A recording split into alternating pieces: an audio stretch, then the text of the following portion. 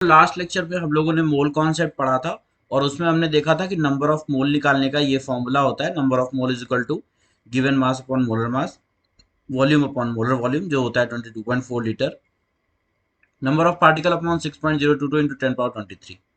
अब अगर हमें कोई क्वेश्चन दे दिया जाए जिसमें हमें मास गिवन हो और वॉल्यूम निकालना हो, तो उसके लिए हम क्या करेंगे? जैसे एक क्वेश्चन है कि calculate the volume of CO2 present in 6 gram of CO2, तो क्या करेंगे? मास और वॉल्यूम वाले फॉर्मूले को इक्वेट कर देंगे। तो हमने इन दोनों फॉर्मूले को इक्वेट कर दिया। गिवन मास हमारा कितना है? 6 ग्राम। मोलर मास कितना होता है CO2 का? 44 ग्राम। आप निकाल लेंगे, मेरे लास्ट लेक्चर को अगर आपने देखा होगा तो इजिली आप निकाल सकते हैं 44। एंड देन यहाँ से वॉल्यूम हम निकाल सकते हैं, जो कि कैलकुलेट करने के बाद आएगा 3.05 लीटर। ठीक है, तो इस तरह से आपको जो भी गिवन हो आप उनको इक्वेट कर देंगे। अगर मास गिवन है, पार्टिकल निकालना है, तो इसको इक्वेट कर देंगे, फर्स्ट एंड थर्ड को।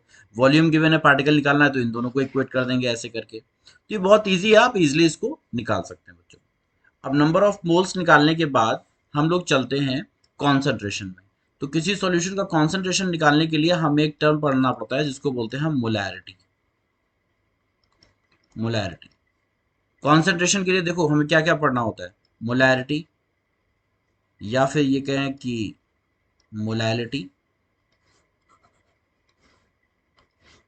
मोलैरिटी हो गया, मोलैलिटी हो गया। मोलैरिटी को कैपिटल एम से डिनोट करते हैं, मोलैलिटी को स्मॉल एम से डिनोट करते हैं। मोल फ्रैक्शन हो गया आपका।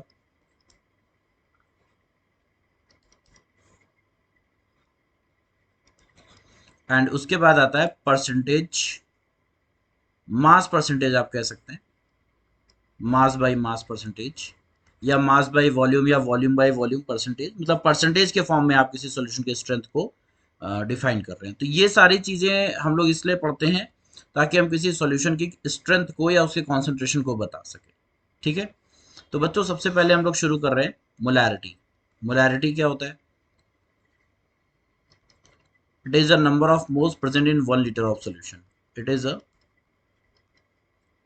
Number of moles of solute present in 1 liter of solution। 1 litre of solution. एक चीज आपको और बता दूं, आपको वैसे पता होगा कि सॉल्यूशन इज इक्वल टू होता है सॉल्यूट प्लस सॉल्वेंट। तो बच्चों फॉर्मूला जो होता है मोलैरिटी का वो ये है, कैपिटल एम से डिनोट करते हैं इसको, moles of solute upon volume of solution.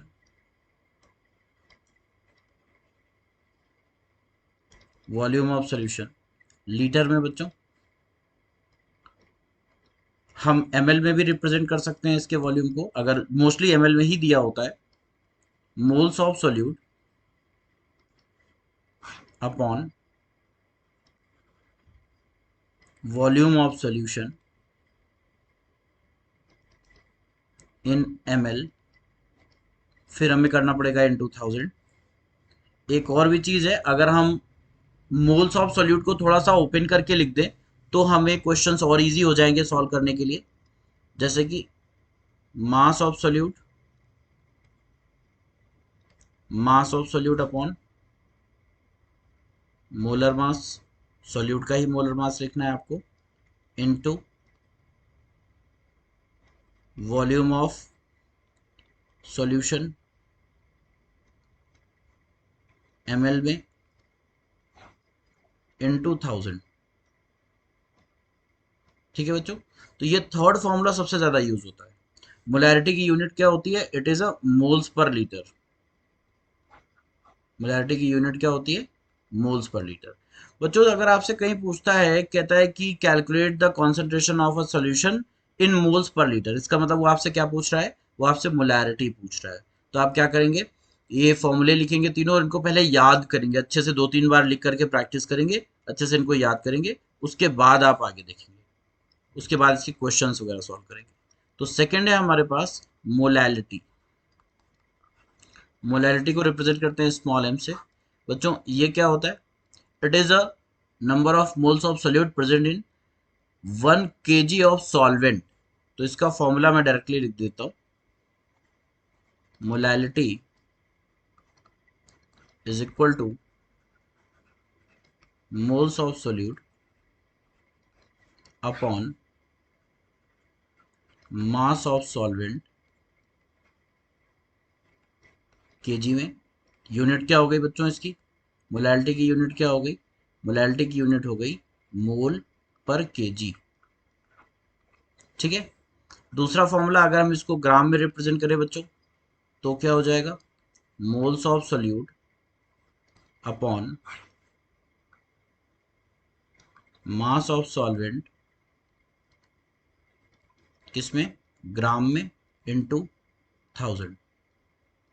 ठीक है बच्चों, ये फॉर्मूला हो गया। और यहाँ पर अगर मोलैरिटी की तरह हम इसको भी थोड़ा सा ओपन करके लिख दें मोल्स को, तो क्या हो जाएगा, mass of solute upon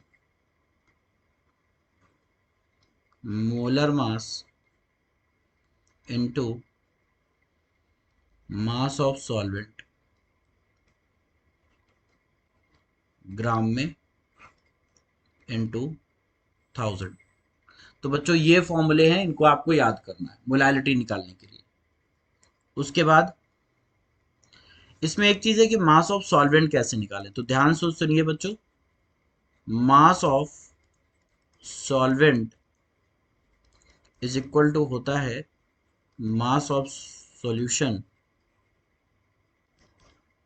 minus mass of solute. अब दूसरी बात कि मास ऑफ सॉल्यूशन कैसे निकालें, तो बच्चों mass of solution is equal to होता है density of solution into volume of solution.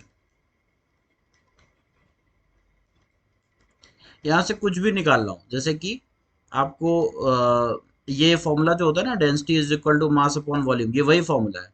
मास निकालना है तो क्या हो जाएगा, डेंसिटी इंटू वॉल्यूम हो जाएगा। तो ये यूज किया गया है यहाँ पर। तो यहाँ से हम निकालेंगे मास ऑफ सॉल्यूशन, उसको यहाँ पुट करेंगे, मास ऑफ सोल्यूट निकालेंगे और मास ऑफ सॉल्वेंट निकाल लेंगे, उसको सब्सट्रैक्ट करके। इजी है बच्चों। ठीक है। उसके बाद हम लोग थर्ड फॉर्मूले की तरफ चलते हैं। थर्ड फॉर्मूला है हमारा मोल फ्रैक्शन। मोल फ्रैक्शन, तो मोल फ्रैक्शन बच्चों क्या होता है, मोल फ्रैक्शन को रिप्रेजेंट करते हैं काई से। ये काई होता है, इसको जनरली टीचर्स एक्स बोलते हैं नॉर्मल, बट इसको सही प्रोनाउंसिएशन जो है वो काई होता है, ये काई होता है। तो अगर हमारे पास दो कंपोनेंट हैं, ए हमारा सॉल्यूट है और बी हमारा सॉल्वेंट है, हमने कोई सॉल्यूशन बनाया है, या हमारे पास कोई मिक्सचर है, गैसियस मिक्सचर है, उस पर हमें मोल फ्रैक्शन निकालना है। तो mole fraction of A is equal to हो जाएगा moles of A upon total moles. Total moles पता है, moles of A plus moles of B. ऐसे ही mole fraction of B is equal to moles of B upon moles of A plus moles of B. ठीक है।